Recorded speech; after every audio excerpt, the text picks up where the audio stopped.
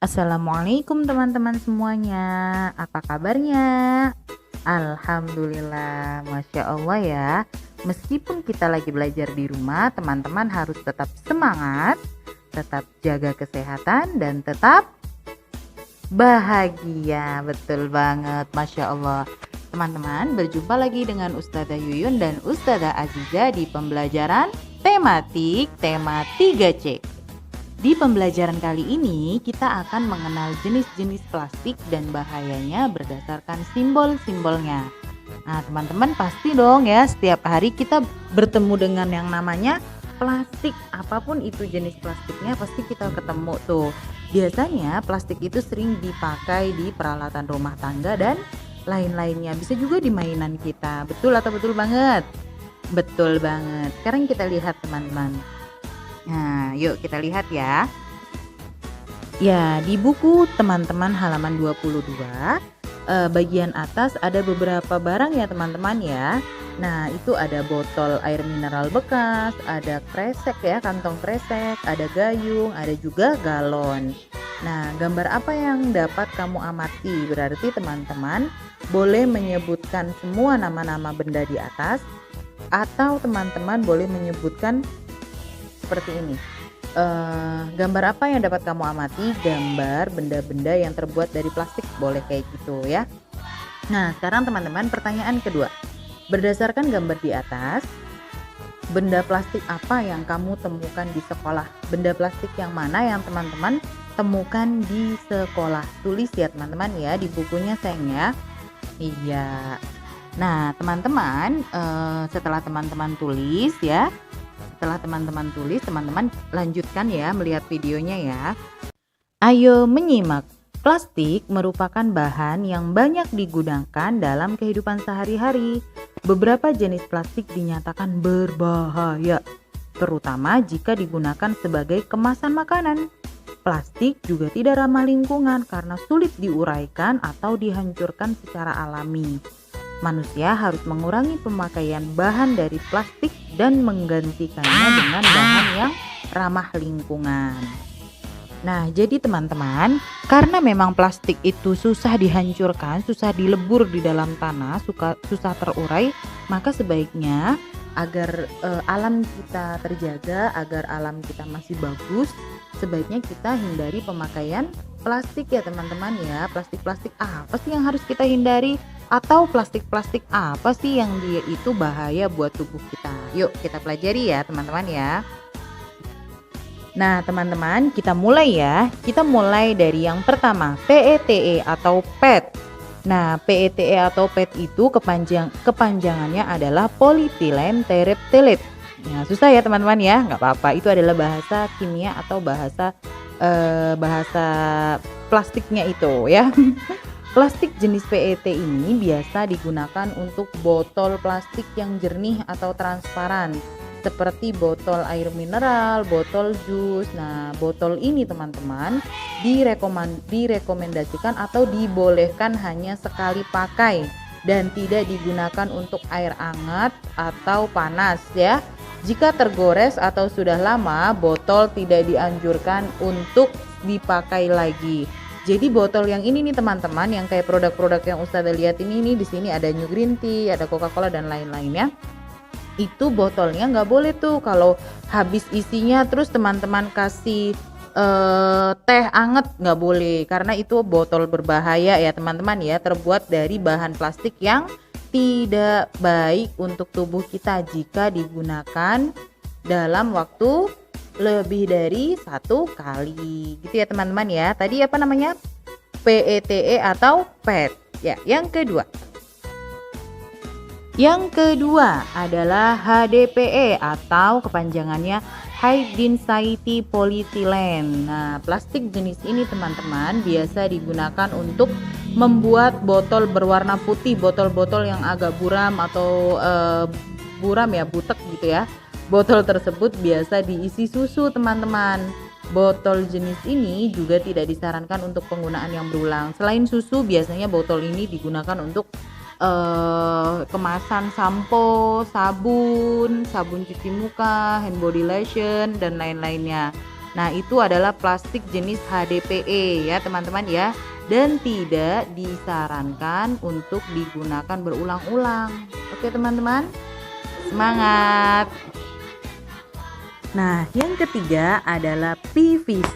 PVC adalah polyvinyl chloride ya. Plastik jenis PVC ini adalah jenis plastik yang paling sulit untuk didaur ulang dan biasanya terdapat pada plastik pembungkus atau plastik wrap dan beberapa jenis botol ya teman-teman ya. Kandungan dari PVC berupa DEHA yang terdapat pada plastik pembungkus dapat masuk ke makanan jika dipanaskan. Serem banget ya teman-teman ya.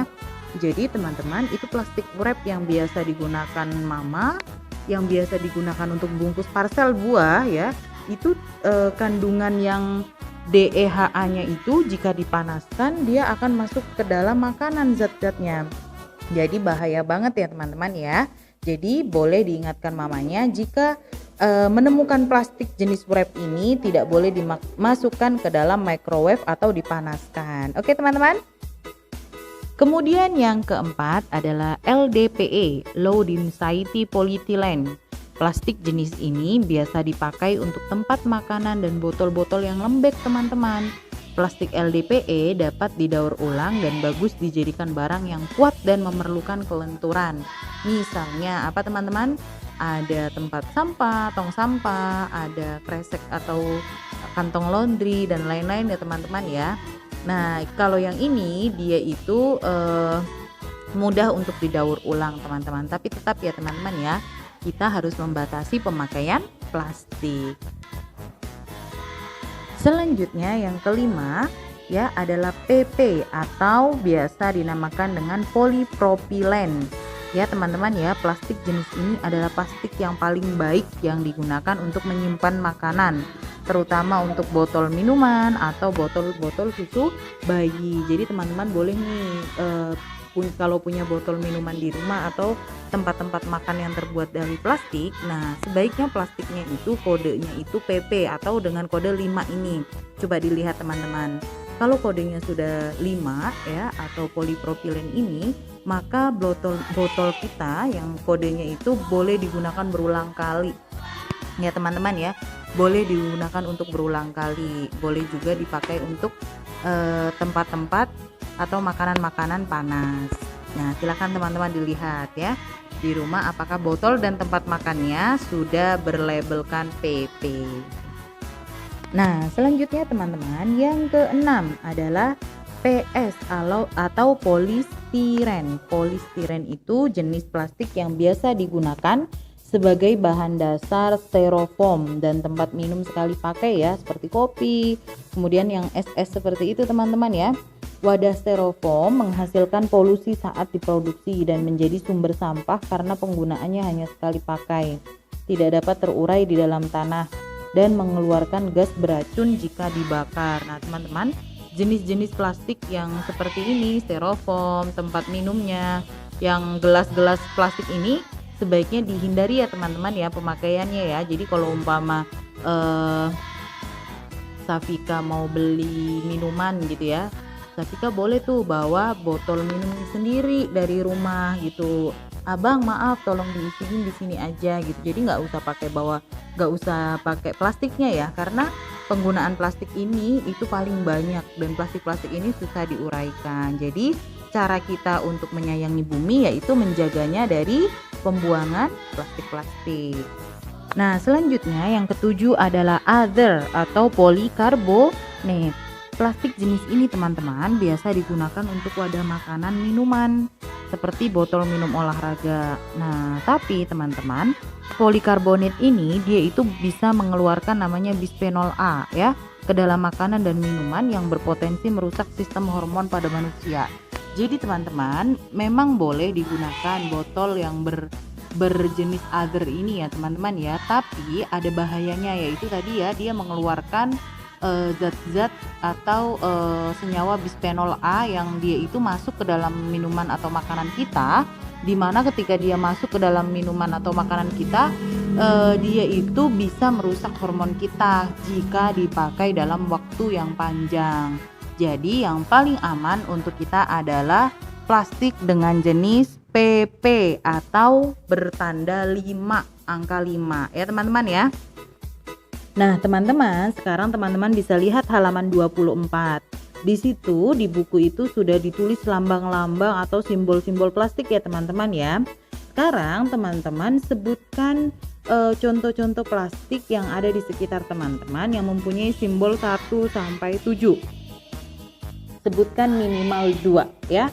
Kalau memang di sekitar teman-teman nggak ada, teman-teman boleh lihat video sebelumnya kan Ustazah sudah menyebutkan contoh-contoh yang plastik yang berlambang-lambang itu kan. Nah teman-teman sebutin ya teman-teman ya. Nah selanjutnya masih di halaman 25 teman-teman, nomor 2 itu teman-teman ditanya bagaimana cara menjaga kesehatan jika kamu harus menggunakan peralatan dari plastik. Jawabannya apa teman-teman? Memilih jenis plastik yang baik untuk kesehatan kita. Yang mana tadi jenis plastik yang baik? Yang bersimbolkan angka 5 atau PP. Oke teman-teman, itu cara kita menjaga kesehatan jika kita masih menggunakan plastik. Nah sekarang teman-teman di halaman 25 itu teman-teman ada pertanyaan nomor 3, temukan kosakata baru yang kamu temukan di bacaan tadi. Nah kalau teman-teman menemukan boleh ditulis, tapi kalau menurut teman-teman tidak ada ya dikosongin aja. Yang lanjut nomor 26, temukan benda-benda dari bahan plastik yang kamu miliki. Nah ini yang dimiliki teman-teman ya. Misalnya Janet sama siapa? Askia punya gayung. Nah tulis tuh di nomor 4 itu kan nomor 1 gayung. Kegunaannya apa? Untuk mandi umpama kayak gitu. Terus habis itu nomor 2 apa? Nomor 3 apa? Silahkan disebutkan ya teman-teman ya.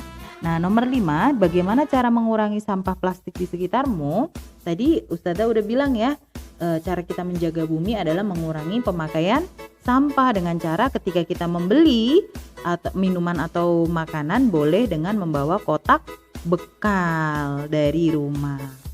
Jadi pas waktu beli kotak bekal kita yang dari rumah itu, mangkok atau piring atau tempat makannya, kita berikan kepada penjualnya untuk diisi makanan. Dengan begitu kita tidak menggunakan plastik, styrofoam atau apapun dari yang penjual itu. Jadi bumi kita insya Allah tetap bersih. Seperti itu ya teman-teman ya.